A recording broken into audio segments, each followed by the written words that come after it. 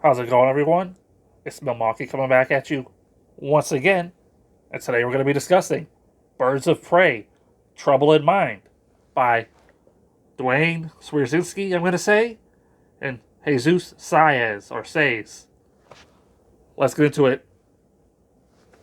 Black Canary and Starling come to the aid of a reporter who has been investigating them. Apparently, Black Canary is wanted for murder. While on the hunt for this mysterious new drug, Poison Ivy and Katana join up with the Birds of Prey. The ladies go on to stop bombs on a speeding train. Then Batgirl teams up just in time to walk into a trap with the Birds of Prey. And it's here where the book falls off a cliff, and we got weird betrayals, a funky timeline, and weird time skips. Yeah, I don't really have much to say on this one. I was enjoying the book, surprisingly. I'm a fan of the character of Black Canary. The new character, Starling, at least to me, she's new. She's pretty interesting. She's like a super spy. Katana, I have a little bit of a history with from, back in the day. And Poison Ivy, of course, being that classic Batman villain who's not allowed to be a villain anymore. I was really digging the book. And then, like I said, it just falls off a cliff. In one issue, they all go to like this factory and they're about to have a big throwdown. It's like a cliffhanger ending. And then in the next issue, the fight never took place. And they're like, what are you talking about? We weren't about to fight, all these invisible enemies that have been plaguing us throughout the book.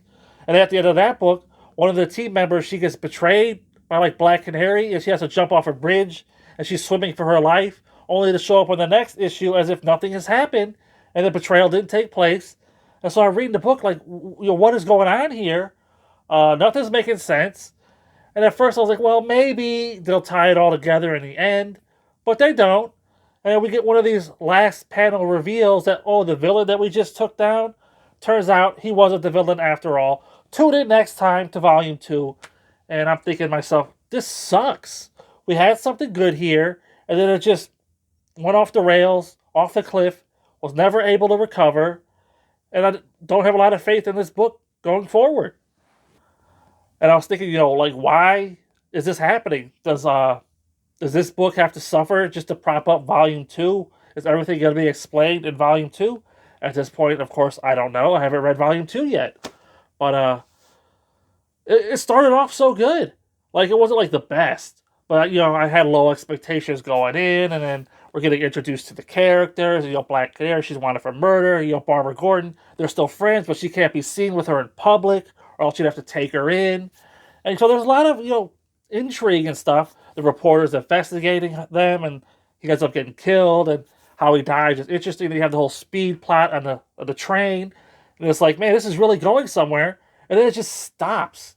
It becomes like random and haphazard, and maybe in Volume 2, there will be like a thorough explanation for it, and this book had to, walk so Volume 2 could run. But I don't have high hopes for it. And all that being said, I'm going to go ahead and give Birds of Prey, Trouble in Mind, a 2 out of 5. Until next time, I'll see you there.